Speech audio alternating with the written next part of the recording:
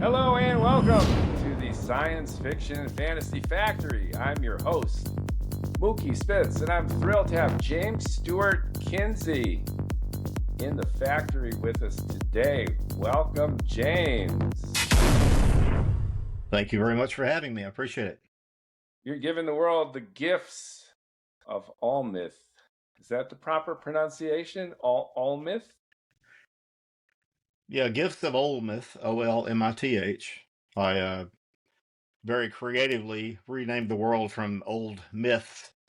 So that's where that name came from. I was wondering about that. So, reading Yeah. your stuff, you are a world builder, exquisite detail.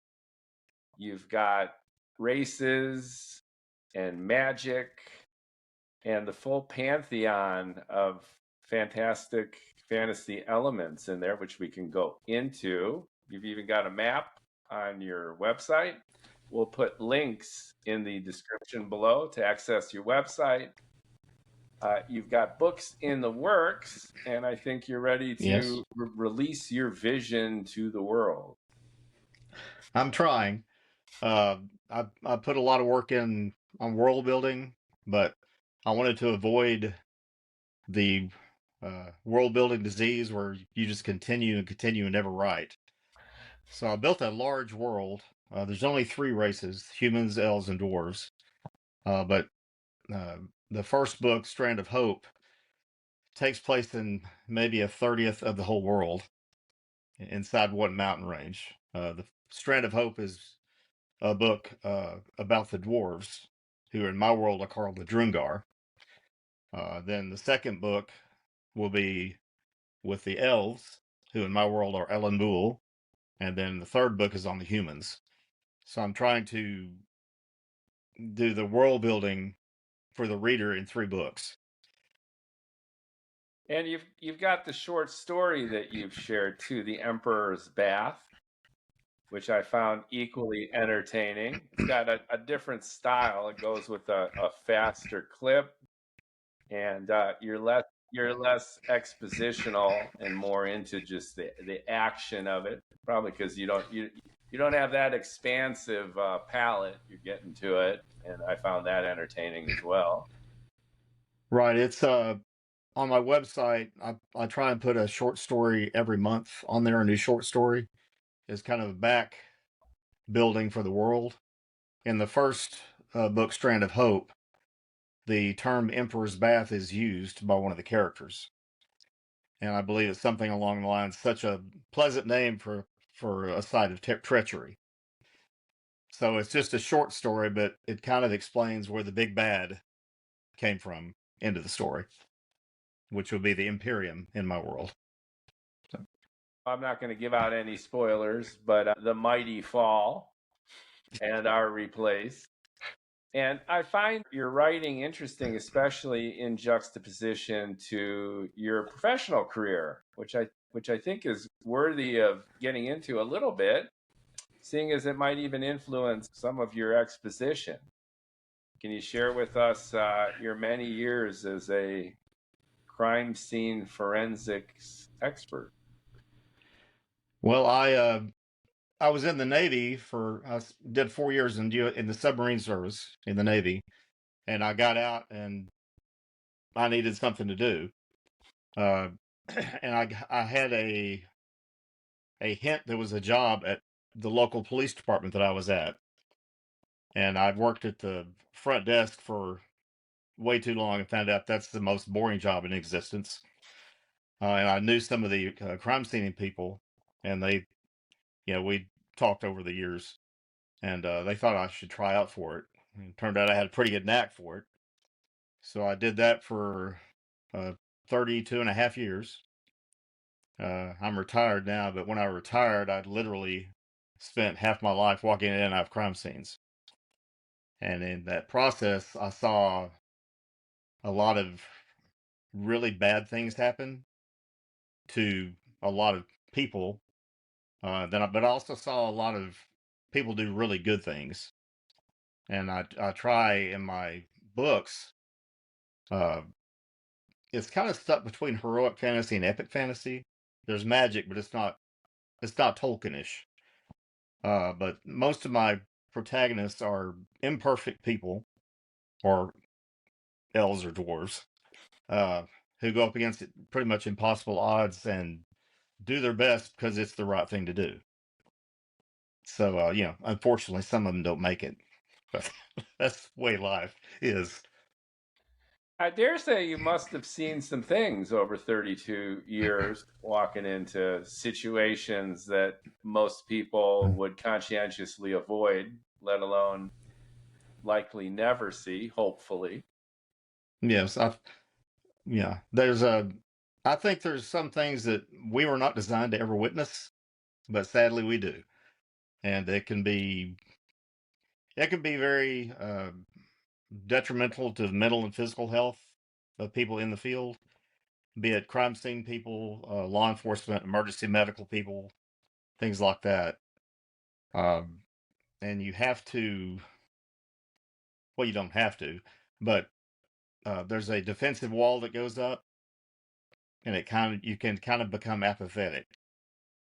Uh, you know, when I got off work, I would read fantasy as an escape.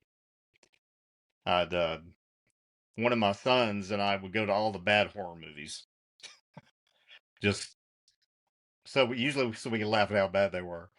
Occasionally we'd see some good ones, but we would see monster movies and all the slasher movies I didn't like because there's actually people like that out there. The, the monsters I'm cool with because they're not real. Are painfully real. And you actually beat me to the punch because I was wondering, given all these years and all the crimes you've literally witnessed and had to figure out, that fantasy is a great way to escape. And becoming a fantasy writer and a world builder, as you've already displayed, I can see you getting away from it all. Science fiction and fantasy a long, long time ago in a galaxy far, far away. We want to leave our problems behind, and we're reminded Yeah. of them here and there through the narrative because that gives it its emotional power. But it's designed to be escapist. Yes, it is. And I've kind of inferred to it before. I like to put in my writing uh, that there is bad stuff, obviously, because there's bad guys in my world.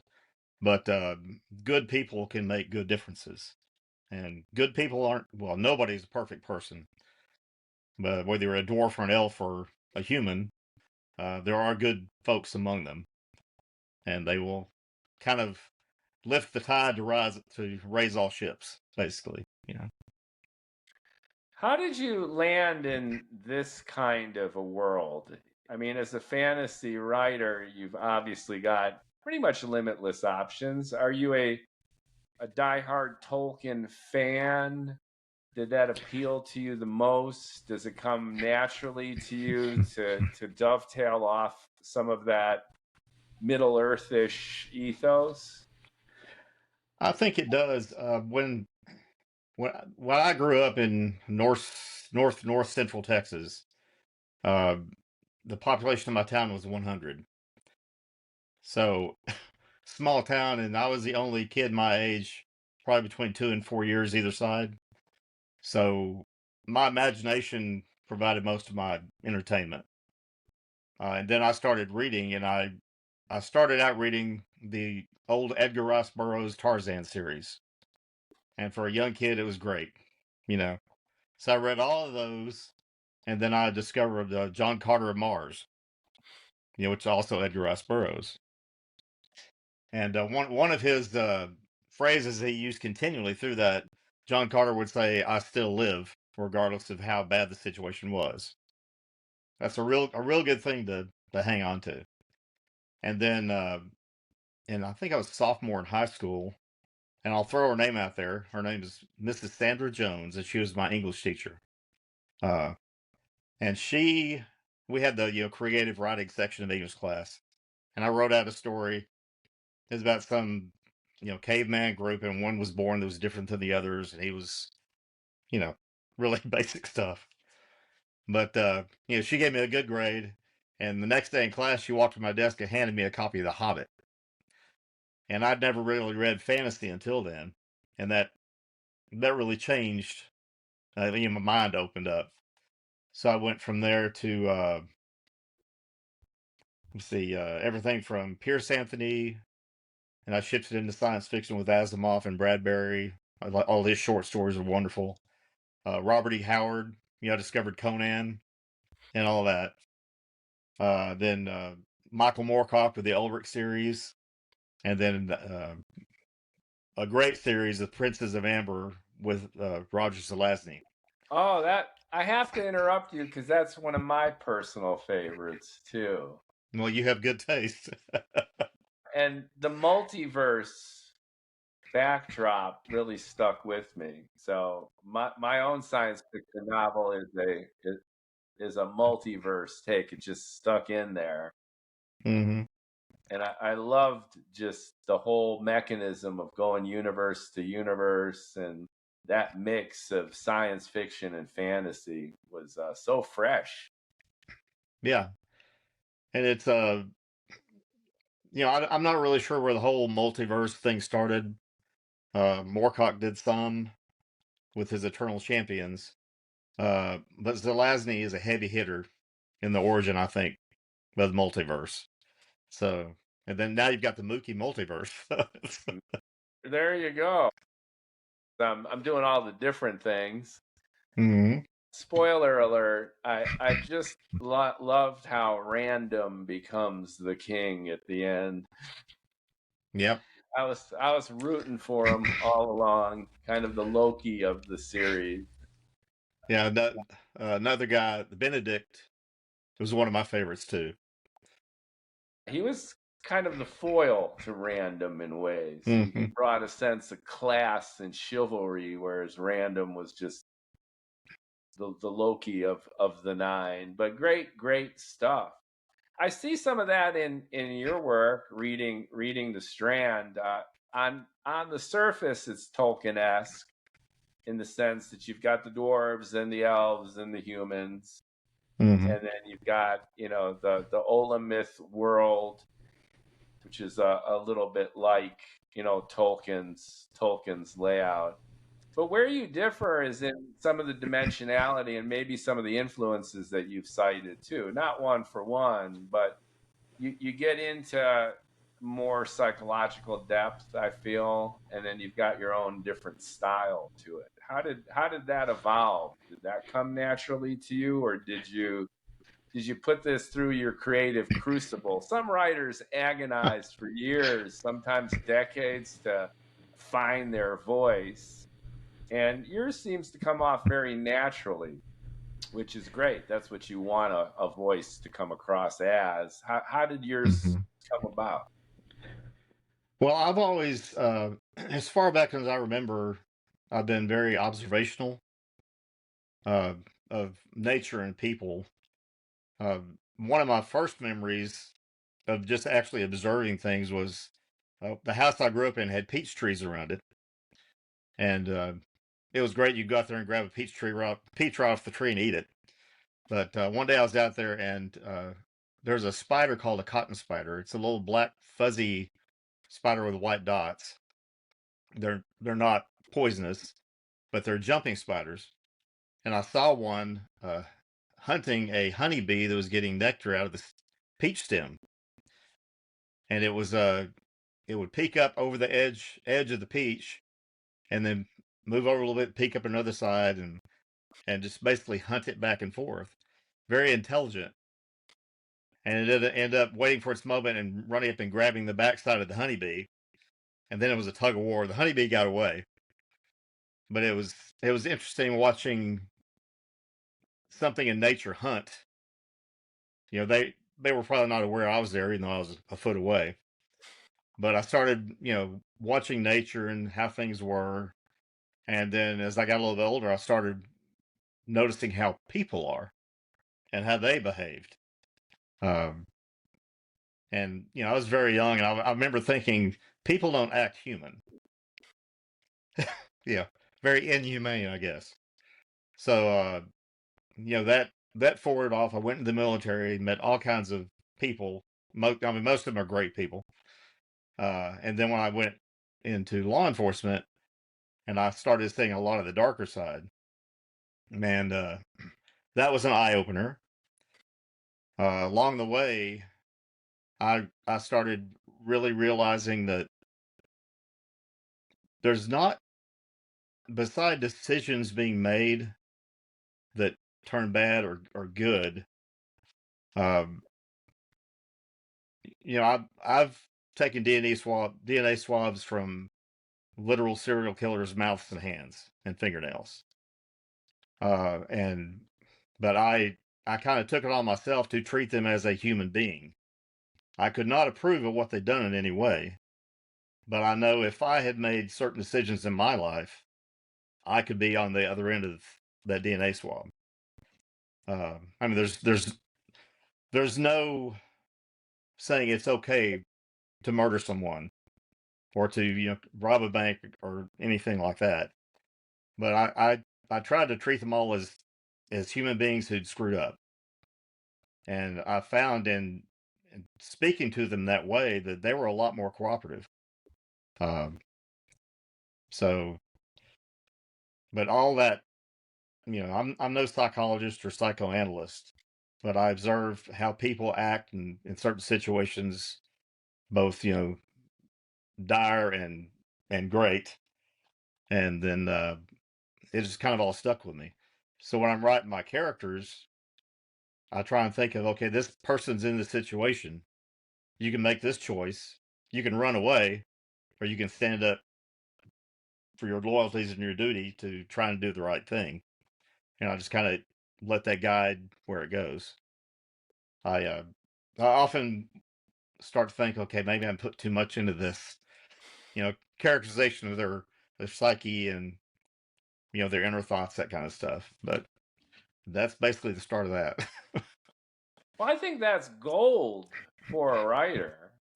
You're displaying qualities that really make a narrative resonate emotionally. You've got empathy, so you could see two sides, three sides. You could look into somebody's head and heart, determine that we're all victims of our own circumstance. So that gives you, on the one hand, the objectivity you need, so you're not judging them, you're just describing them in a situation, often an arduous situation. And then it enables you as a writer to get in even deeper because you're not being judgmental, you're just trying to reveal what's going on. And that is great for a narrative because you're not imposing your will on your characters, you're just letting them loose. And I think that makes for great drama. Well, I try. I mean, as a writer, sometimes the characters take off on their own. And that's kind of a weird feeling. I generally, the term getting into the flow, you just kind of get into the subject and your perception of time is gone as it just flows out. I think time travel has been invented because I'll jump forward 5 hours and not realize it's passed. But it's when you can put empathy in it and put some characters that are, I know the greatest books I've read, that characters are believable. I can see this person in actually existence. It's not a cardboard cutout. So I try and put that into the character. Your characters are writing your book for you, then the drama is emergent. And it's your job as a writer, and I mean rhetorical, you just kind of set it up. So you've created the character, you've created the world, but then by setting them loose, the drama happens naturally, and it's not just the conscious laying out or planning. And that's how life is. Best movies, the best theater, they have that spontaneity. They've got a structure. They're not just a chaotic mess of, and then this happens and this happens. It's actually quite the opposite, because if you stay true to the character and the world that you've built and you set them loose, then they have an objective. They're trying to get something or get away from something or get away with something. And there's natural obstacles to them doing that. And then when you put the characters with their obstacles and they're working through it and they take on a life of their own, then it's going to come across to the reader as very emergent and organic too. And readers, I think, are receptive to that. That's what they like. That's why we read. That's storytelling. It's not Right. A, then B, then C, and your characters are just robotic cutouts propelling the narrative further. They are the narrative. Right. And then, I can't dismiss Grandfather Tolkien because he wrote such, great and deep The worlds and characters. the So OG, the OG. the OG, yeah. But yeah, so there's definitely influence there. I mean, I think there were dwarfs around long before he wrote, but I think he coined the term dwarves, if I'm correct. For plural. Yeah, they're more than Yeah, one. right. So I have to give him Dwarvish. Don't forget dwarvish. the adjective. But yeah, I can't deny his influence. Um, and so many great writers that especially when you're young and you have your imagination pretty much as the soul of your entertainment. And in my day, as sunrise came up, if it was summertime, you were out the door, and you didn't come back in until you had to. And the world was there to explore. So it's imagination is a wonderful tool to survive. How did you do the flip? When you're a kid, you're out there in the summertime, dusk to dawn or dawn to dusk, and you've been out there your whole career, whether you're investigating crime scenes or you're in the Navy. Now you're hunkering down. It's hard to write a book. Everyone's got it on their bucket list. I'm going to write that novel. You've actually Hmm. done it, and you've really gone into overdrive as a writer. So you've got your website. I noticed there's several nonfiction books that you have in your pipeline also Hmm. that apparently you're for release in 2027. So you got your whole your whole launch list going on. So you are now dedicating yourself as a writer, and that's quite a shifting of gears, just in terms of the lived experience and muscle memory. And to your point, you sit on your ass for 4 or 5 hours, and time zooms by. It's very very isolated, very immersive. How are you pulling this off? How'd you do the flipperoo? Well, I mean, I've always, as many authors are, and many writers are, I've always been a bit of an introvert. Uh, yeah, I lived in my imagination a lot. Uh, I have several friends that ask me, "How do you come up with this stuff?" And I say, I spend a lot of time. I spend too much time by myself, you know. Uh, but the interesting thing about the majority of your crime scene investigators or forensic investigators, uh, you're kind of on the outside of law enforcement because where most law enforcement, the police officers, they're out, running down the bad guys, chasing people in traffic. Uh, they're the physical force of law enforcement, while the crime scene people, they come in after it's over, when it's kind of calmed down, and you kind of have to focus inward. So my introvertism, I mean, kind of went with the job. I'm better when I can focus solely on one thing. Uh, I could work a triple homicide in my sleep, but going to I've got a couple book signings coming up. Going to a book signing is going to be something for me to adjust to. I love people, but sometimes I'd rather there just be people in my head.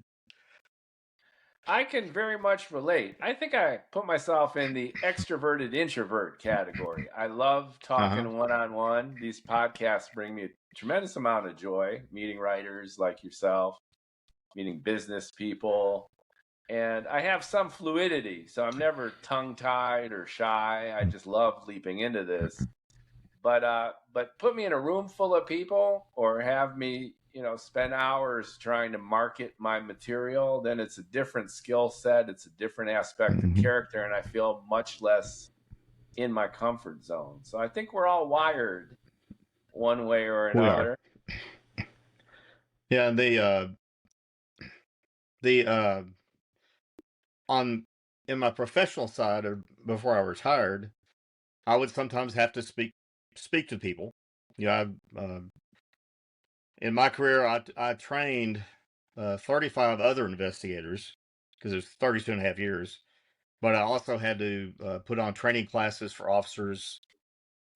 Most departments, there's some certificates that have to be maintained, and part of it's crime scene and all kinds of different things. Uh, but I could kind of shift, and then when I would have to go to court, it was about 30 years of having a defense attorney trying to ruin my life and prove I was an idiot on the stand. So a lot of the one-on-one that I had was very adversarial. So I mean, one thing in that I can take criticism on my writing anytime because my skin is about 100 millimeters thick. but on the but just and that but that's on I'd speak to people about something I'd done for 30 years. The writing thing has been in the back of my mind and I've piddled around with it. But when I retired, uh, I told my wife, I've seen too many people retire and just wither away. I am now a full-time writer. I take off Saturday, Sunday, and Monday. Tuesday through Friday, I write at least 5 hours a day. And I've set up, this is my office, and this is my office time. So, I've decided I'm all in. I went out and bought 100 ISBN numbers. I've got from After the World of Olmith, and I'm shooting big. I realize this. After the World of Olmith, I've got ideas for at least 20 more books spinning off of this, and then I'm writing short stories. I've always wanted to be a writer. From reading the Tarzan books, I was so into reading uh, that I'm living a lifelong dream. Uh, a funny story, if you've got time for it. When I was reading the Tarzan novels by Edgar Rice Burroughs, it's summertime, and my father ran a freight warehouse, and my mother was his secretary. And I would often go up there and just hang around the office, and I would read. And I was reading one of the Tarzan books, and I looked up, and my father and my mother and one of the coworkers were staring at me. And I said, what? And they said, you just yelled out, "Run, Jane, run!" So I was very, very much into my reading. You got all the Uh, qualities to bring that out. And kudos to you. I feel in a similar boat too. I've always had the writer bug. I've tackled it at various points. I've always been a writer professionally in one capacity or another, in marketing, mhm. communications, communication strategy, all that. I still do that to keep the lights on in addition to podcasting and writing. But this later life itch that we're finally able to scratch is just so hugely satisfying.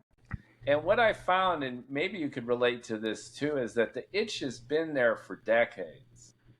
And Yes. circumstance has forced us to marginalize it and muzzle it. Hmm. And now it's coming back with a vengeance. So when you say you have 20 books that you've already outlined, that's not overly ambitious. I have at least as many. And I've had other writers of like mine where people might say, wow, I sat there and I stared at my keyboard for 4 hours today. I've got writer's block. And guys like us, gals like us, just call bullshit on that, which is like there's just so much we want to get out there. It's like we just 5 hours a day, if we could, we'd put 10. And it's not a matter of having anything in our way except exhaustion. And That's true. that's a blessed place to be, right? It truly is. And when you're writing, well, I mean you're creating. And when you're writing this story that you had plotted out, uh, and then you're pushing your way through it, and then an idea pops in your head, say, okay, that could lead to an entirely different story, or a short story, or a background, or something, and you stow that away, and then another few gray cells are locked into that. But I mean, if I wrote 24 hours a day, I couldn't write enough because things are always popping up out of things I see. Um, it can be overwhelming if you look at the broad expanse of it, but try and focus in on that part. And This is zero bullshit, folks. So if you're a writer and you're struggling with writer's block, then give yourself a little bit of time and a little bit of suppressed momentum, and then you'll pop out of it. I had J. Kenton Pierce on too, another Sam Robb buddy, and he's got his sequel coming out, just came out, to his Sword of Damocles, and he expresses the exact same thing. Yeah, he's got some really good stuff. He really does. He's really good, and he paces, and he's all into it, and he can't stop writing either. The only limitation here is just passing out on your keyboard, right? And that again is just a blessing. It's a great place to be where you can't shut the hell up and you really enjoy your writing, which is another hurdle I think that especially younger writers try to get over. It's not about perfectionism. It's not about getting this sentence, this paragraph, this chapter, this book exactly right. It's having so much built up inside you that you can't wait to get it on the page. And you need to keep moving because, to your point, your brain is still cooking. And then you got spin-offs, you got this character doing that. Next thing you know, you've got that plot ricocheting with this idea, and there's just too much. You got to rein it in. You got to domesticate your own passion to the point where you could at least get it down on paper. Yeah, I've got my son-in-law. He designed, not trying to point in my book, but he designed my cover. He's a graphic artist, but he also is a woodworker. He builds cabinets and things like that. And he made a point to me once that, his graphic design is all on the computer, but he uses the woodworking going from kind of digital to non-digital. And so I started blacksmithing to kind of get away from the digital, to give my brain a chance to calm down. Nothing big. I wish I could make swords and stuff, but I can't do that. Little, garden hooks and hinges and things like that. But it kind of helped me with the writing the dwarves, because there's a lot of forge work mentioned and all that. So just wherever your areas are of relaxation or work, you can pull stuff from that for your writing to get over that writer's block thing. The world's full of examples that you can use. And even just the change of pace, because again, like sitting on your ass for 5 continuous hours, huddled over a keyboard, That's a certain kind of lived experience. And then going forging steel is another. Billy Gibbons from ZZ Top, he noodles around with hot rods. That's like their hobby. Him and Dusty would be in the garage all day long, and then they'd go into the studio and start laying down some licks. And he describes exactly the same thing, which is, the hot strings over to the hot steel and back again. That's kind of fresh. It keeps it mixed up and going, right? One complements the other. It's really good stuff. So you mentioned a book signing. So where are you signing? What are you doing? How do you know Sam Robb, the folks at Raconteur Press? Sam Robb's just published with Canon. He's got his fantasy book that just came out, Sense of Murder. It's getting good reviews. I had Sam on, and we had a blast chatting. He's a really fun guy, very engaging. Well, I met, as new writers do, you try and go to the writers' conventions and learn things. I think I met Sam at one of the local conventions in the Dallas area. Can't remember which one it was. I mean, we didn't go out and be drinking buddies. I met him, super nice guy. I mean, I'd go out with him. Sure, he'd be a blast to talk to. And then the Raconteur guys were there as well. But I was kind of the new kid on the block, hanging out. Just kind of watching the experts. And I met a couple guys that were actually retired law enforcement. Here's what's the book?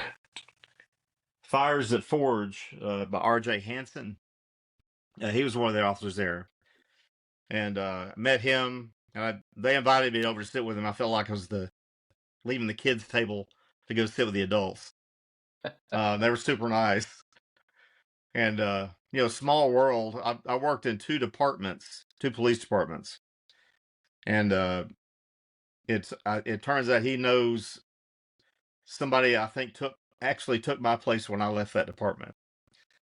So it's pretty wild. It's a small world, isn't it? But just Sam Robb, I'd read some of his stuff. I'd talk to him, and as creatives do, he was very helpful. He's happy to talk about, this is what I do, and give me some advice and things like that.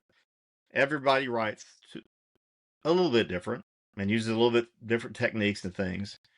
But that's one of the things I really enjoyed about with meeting the other authors, is that most of them are happy to give you a hint or give you a suggestion or listen to your woes or whatever. It's that's a really enjoyable part of it.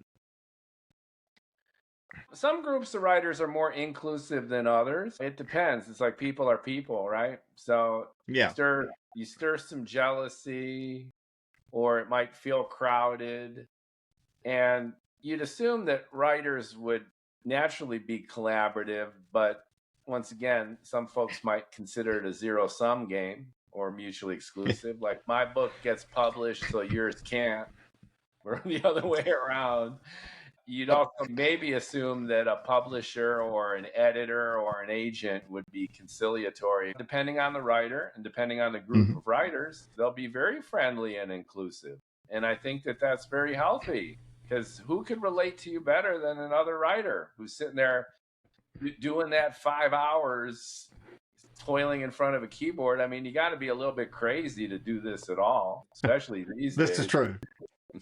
There's a special kind of madness there. Yes. But once that spigot opens, you can't shove it back in. It's on flow, And you'll do it with or without a group of like-minded souls, but it's always good to have that group of like-minded souls, especially if that kind of networking opportunity gets your ass published formally and gets that kind of validation as well.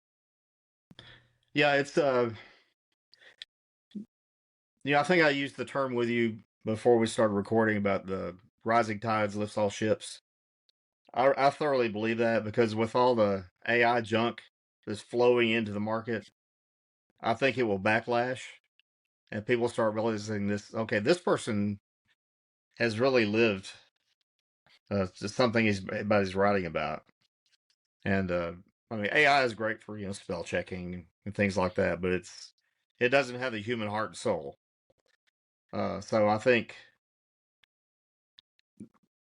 author to author, human authors, we have less to worry about between ourselves than the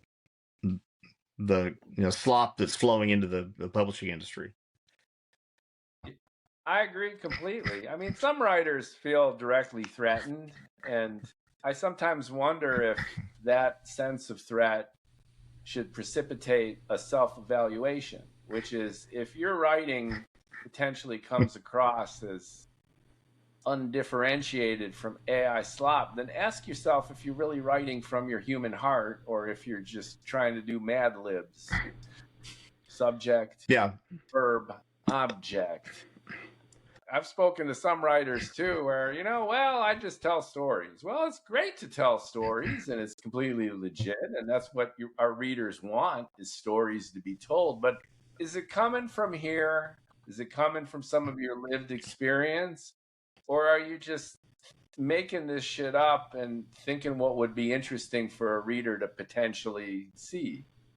This goes back to what you were saying with your lived experience. Hanging out, sharing oxygen with serial killers. You've looked into the depth of evil, or at the very least, some big mistakes that have happened societally and personally. That's got to have an impact on you. And when you're writing your characters, it's going to come out, and then people can recognize that we're all flawed. And that's where the good stuff comes from. Right. And I do hope that comes through. In my writing, when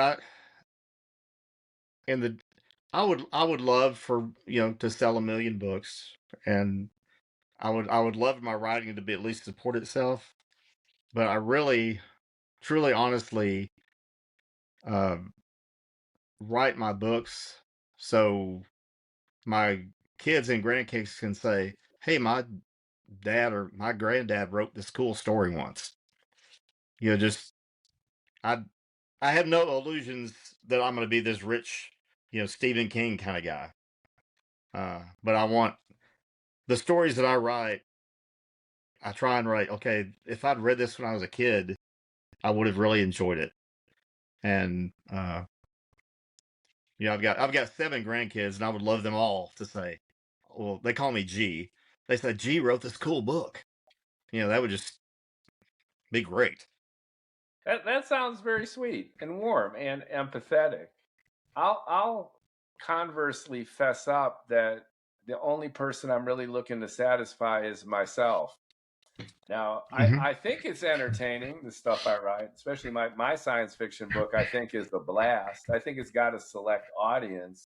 But at the end of the day, I wanted to write the science fiction fantasy book that I wanted to read.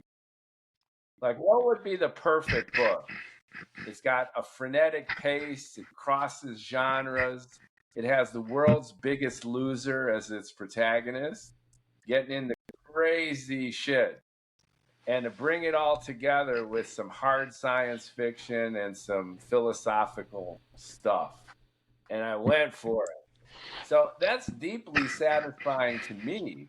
And I would hope other people would like it and it would resonate with them. But I figure if I like it, there's got to be some people out there who will like it too.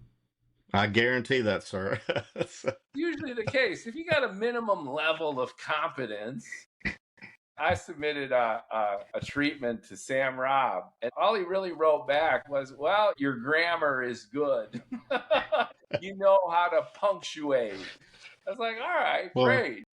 You're better than me in that, that's for sure. Well, I guess that's 90% if you can do that. So, go out there and conquer. And I think this hits home something that a lot of writers, especially younger writers, get lost amid. which is all of this pressure. I need a developmental editor, and I need to pay $5,000 for a cover. And I need to send this thing through my chatty bro to make sure that the syntax is correct. I mean, get out of here. Why are you doing this? Is that really going to help? Those things are nice.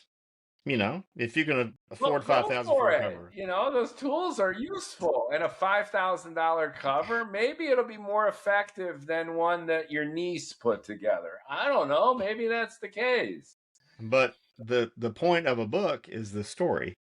Yeah. And if you look at stories that are written 100, 150 years ago, the grammar is completely different, but the story's there. And the story will always carry through. It's it may have even been Tolkien, Grandpa Tolkien. I think he wrote an essay about he wrote I think he wrote an essay about story and how it's basically story has been with us since the beginning and will continue on as long as we're people, because that's how we learn.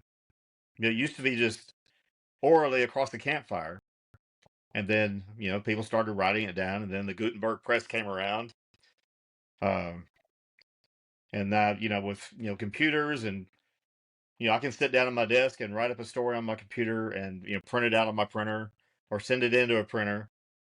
um, the methods of getting the story to the people has changed drastically, but the story is still the most important part. You can have a fantastic cover, the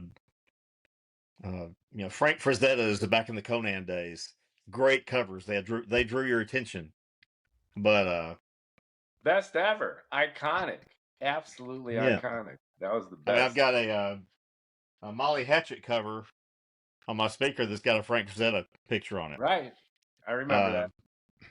But if you have the cover that's not that great, but the story is still there, if the word gets out about the story, then people will still read the story.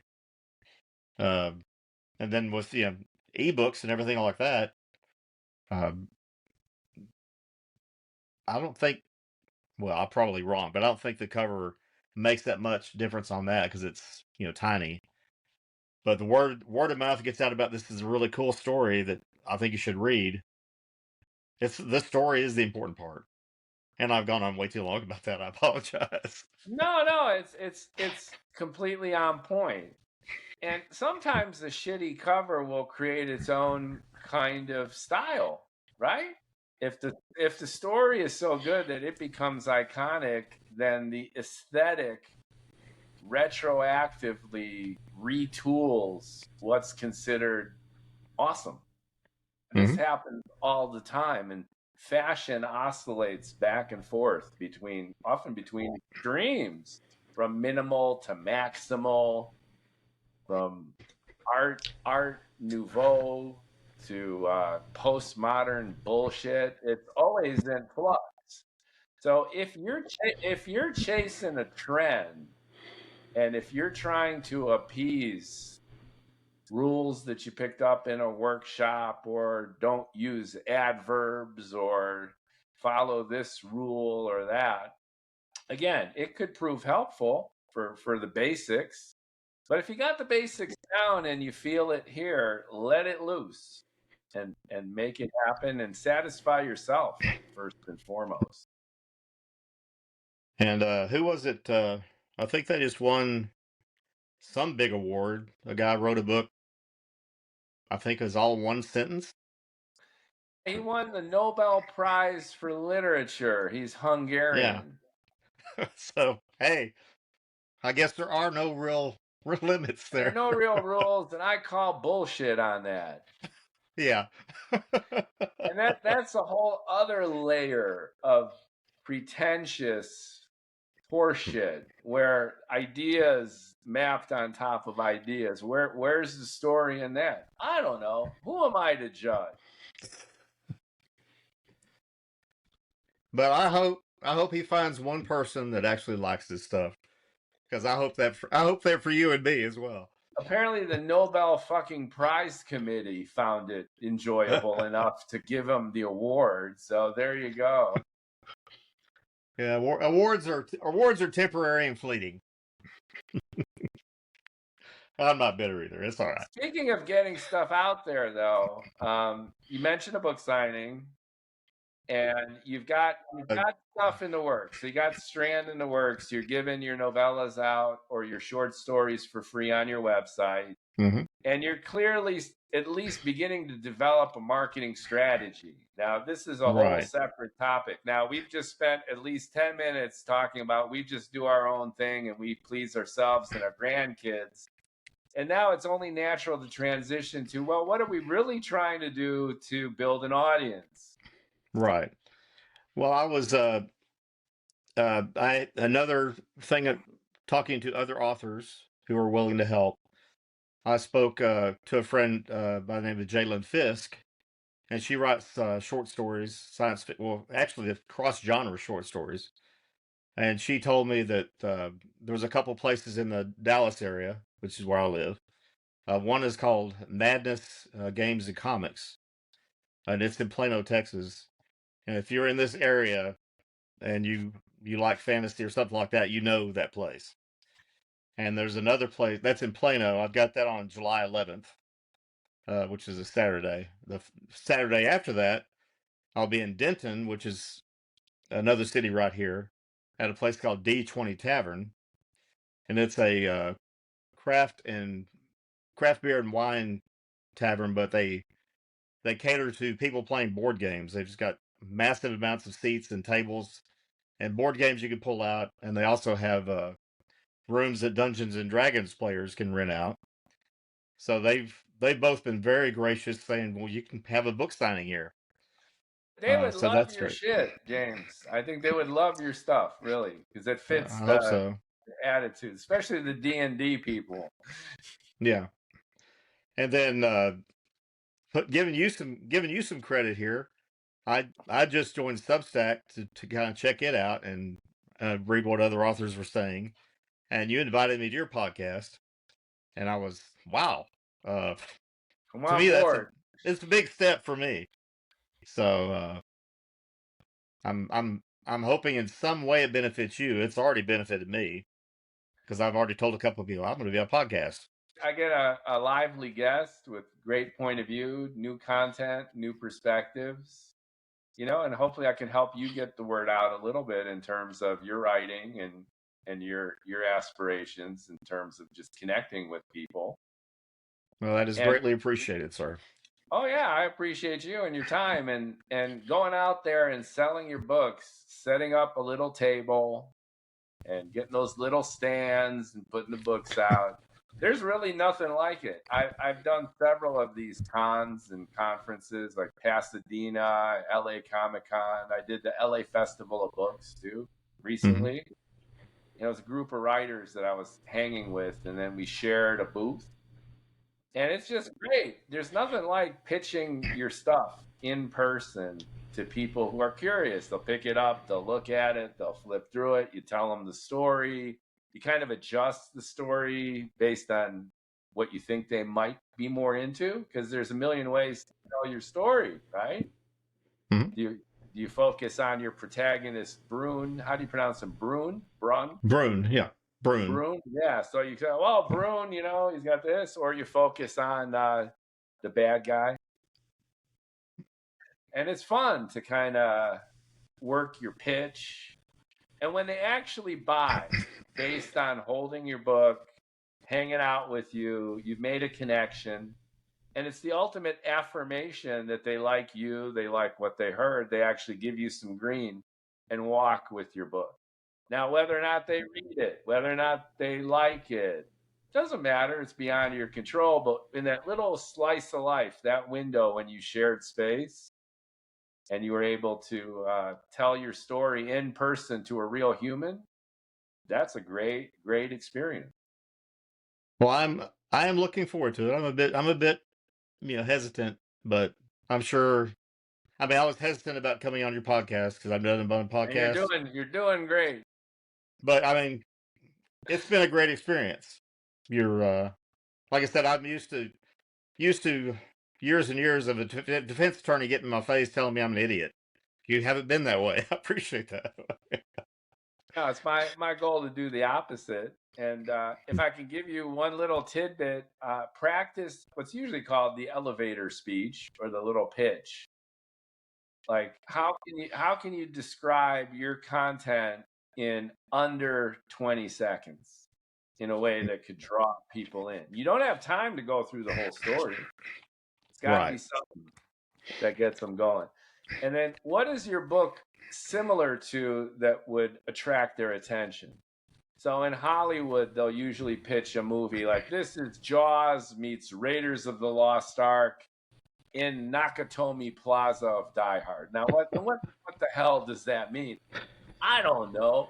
But those are three really popular movies, and then instantly the recipient of that information creates some kind of visual of familiar content blended together that'll get them excited. So it's familiar, but at the same time, it's new. And then you got it going on. Yeah, I'll have to work on that. My book signing is coming up on the 11th, so have to narrow that down. Just the marketing thing. My book goes live on Amazon on July 1st, ebook and paperback. I'm gonna work on the audiobook. This is a launch party, James. This is a launch party. So come on down and enjoy the party. Well, I mean, it's my new career, so I hope I can make another 30 years doing it. That's great. And then where else are you going to peddle it? Yeah, I'm gonna let people know. Hey, I'm open for business. I'll restack you. Thank you. It'd be great. But I've got I'm marketing on because I'm a newbie. I'm doing Facebook. I've got a Facebook site under James Stuart Kinsey. Now I have my website. I'm trying to get, I've got a newsletter that goes out to anybody who wants one. And then they get the short story basically a month before it goes on my website.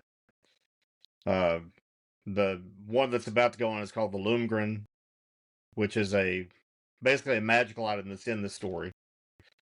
And let me see. But there's actually a few in the Dallas area writers' cons. There's one called Pecan. There's one called FinCon. I think I'm gonna try and get a table at both of those. And then there's a bigger one called SoonerCon. It's in Norman, Oklahoma. That's probably bigger than I need to do right now. But I mean, I'm all in. It's go big or go home. So that's terrific, and you have a great advantage, frankly, from a marketing point of view, and that is you're very genre specific. So you're not Tolkien, but you're similar enough that if somebody loved Hobbit, Lord of the Rings, even Silmarillion, they will love your stuff. And it's an anchor point for you to sell. So it's the tip of the spear. So when you're doing any kind of marketing, and even when you set up your table, and that could even be part of your pitch. When I was at LA Comic-Con and Pasadena, and even the LA Festival of Books, you got to yell at people when they walk by. You got to bring them to you. And one thing that we were yelling was, hey, do you like science fiction? Do you like fantasy? And there were several authors in our group. So this one of them, Greg Sorber, wrote his Mech Haven series, which is Braveheart meets Transformers. That's his pitch. So we were like, hey, do you like science fiction? I'm like, yeah, well, what kind of science fiction do you like? And then we'd be like, do you like robots, Transformer, AI? You're like, oh, yeah, that's actually my favorite. So send them over to Greg.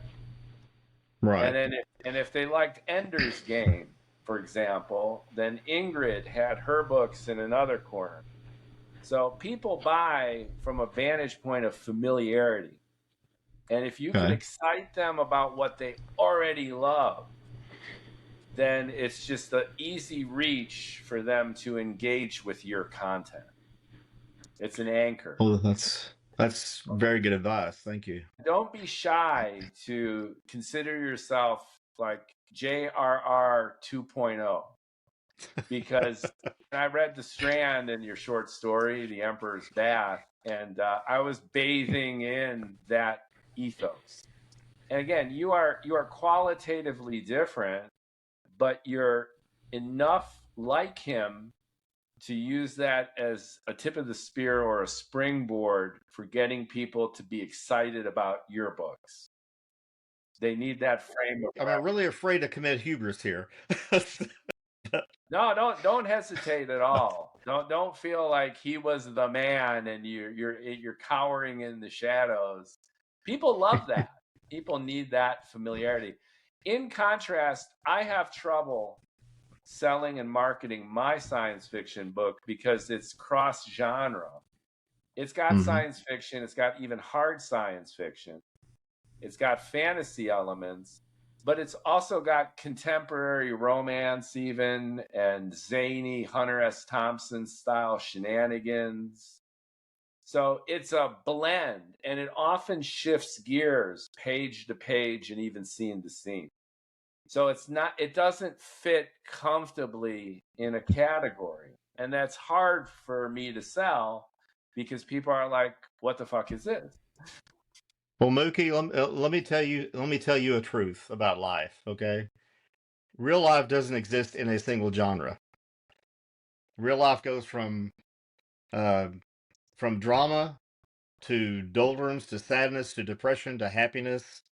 Uh, I mean, sometimes you need a good story about a spaceship hurtling towards the sun out of control, and sometimes you need a story about an old man and his son sitting by the ocean fishing, and sometimes you need a story about a big sword fight on a glorious battlefield. Uh, Life is not just one. Life would be really boring if it was that way. So And sometimes, if you're really bold, you have one book that has all of that in it.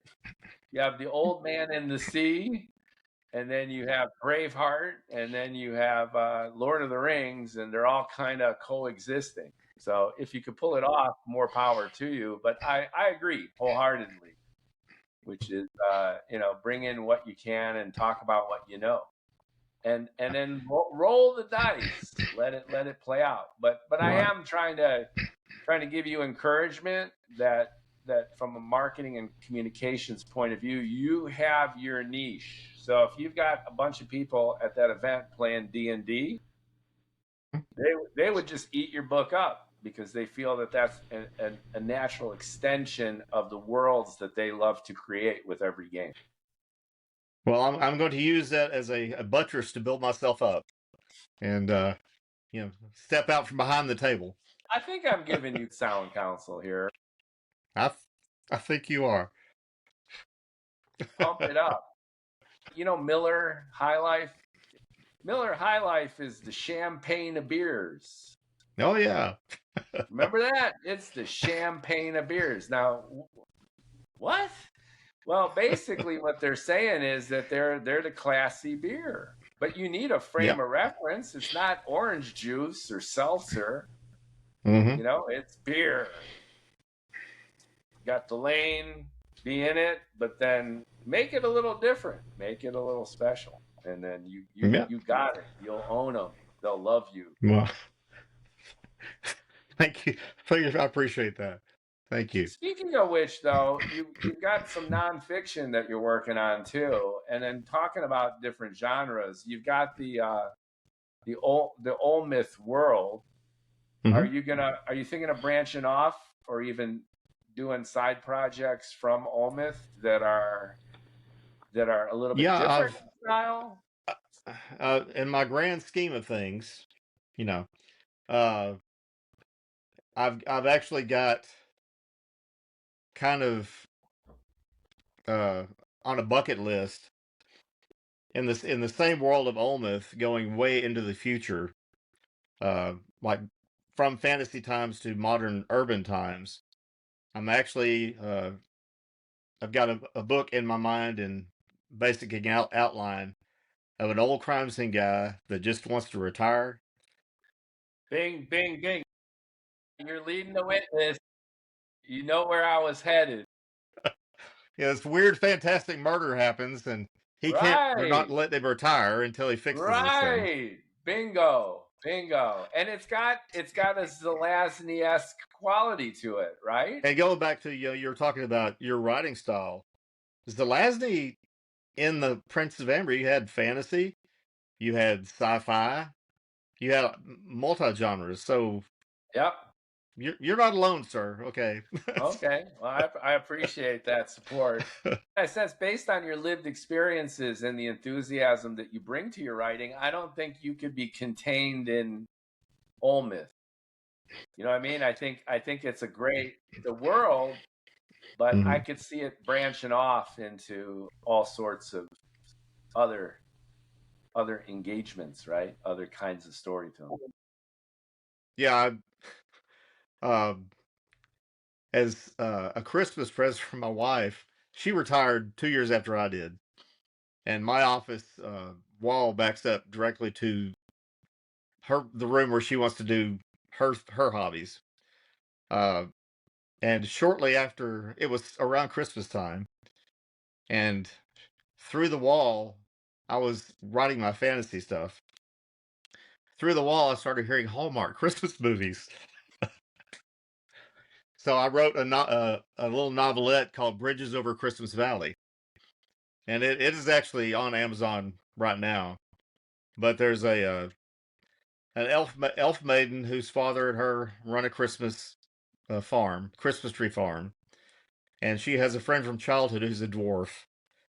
And they're best friends. And he goes off to axe making college and comes back 4 years later. But there's this strange guy, this really glamorous elf who's there, who's kind of wooing her. And he comes back, and there's also a grumpy gnome named Bob. And I jammed so many of the Hallmark tropes in there I could. And I wrote it for my wife, and she told me to put it on Amazon. And I put it on there kind of just to test how the system worked. But it's a cozy Christmas romantasy. So if anybody's interested in that, it's out there. Already on Amazon. That's what I'm talking about. That's what you like too, which is keep writing and see what pops out. Yeah. No, that's my intent. Like I said, I'm in. A lot of the space operas and the Cowboy Bebop that's real popular. I had Rick Cutler on Colt Ostergaard, A Man with a Gun, and you got horses and Wild Wild West, and you've also got laser battles and spaceships and anti-matter beams and all this zany stuff. So this cross-pollination of science fiction with westerns, with fantasy, with romance, with horror. You see it in music all the time too, where you've got a reggae, ska, blues, metal band. Mm-hmm. They're just mixing it up, doing different songs. I think that's fresh. It's good to keep it in motion. It is. There's an author who I met at a book con, and he's given me some real good advice, and he gave me some props. His name is Skylar Ramirez, but he writes sci-fi, and it's very fast paced. It's not a slow read. There's great characters. There's lots of humor in it. It's just a good, fast, fun read. But I'm not sure if my humor is quite up to his level. But at some point, I'm going to write some kind of science fiction story as well. I don't want to write, man. I really do. Yeah, well, go for it. Now's your time to shine, and you got the enthusiasm, and it really comes from here, and it comes from just the zeal, the raw energy that's dying to get out, and all else comes from that, I think. You're right. I mean, there's no doubt. Yeah.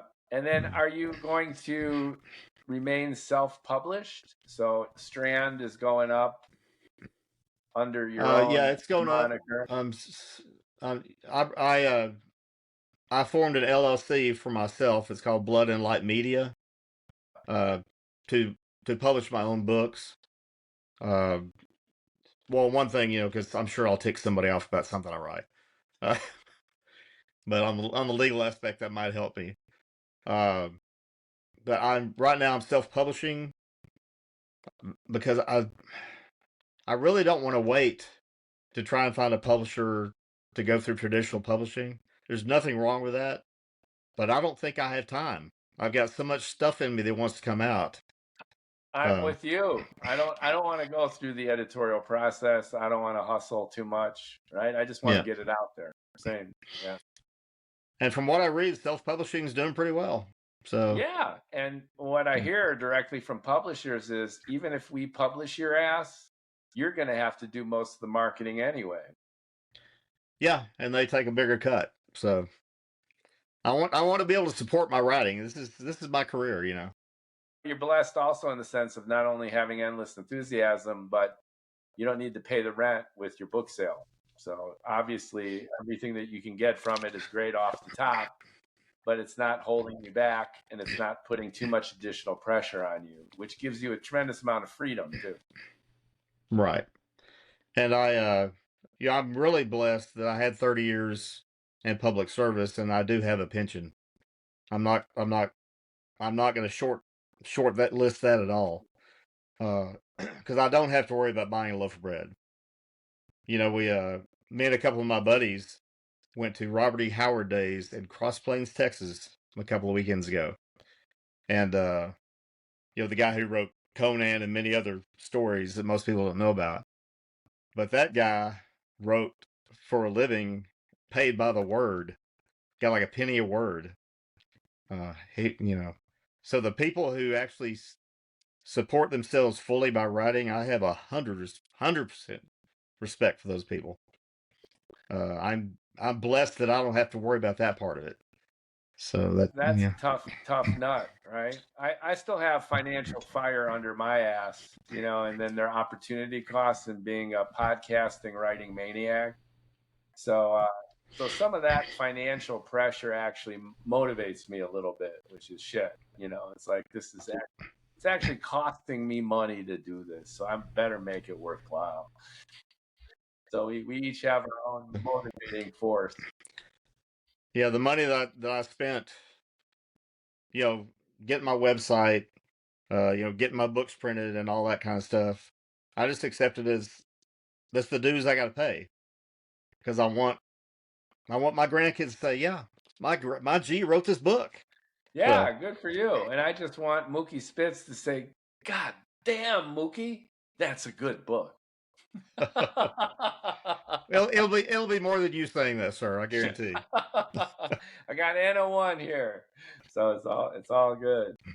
So, ladies and gentlemen, James Stuart Kinsey, check on Amazon. I'll put links in the description for them to pick up your first flagship novel, the first in the Olmith series. Well, I would greatly appreciate that. First gift of Olmith. And if you happen to come by the signing, I'll be happy to meet you. So great.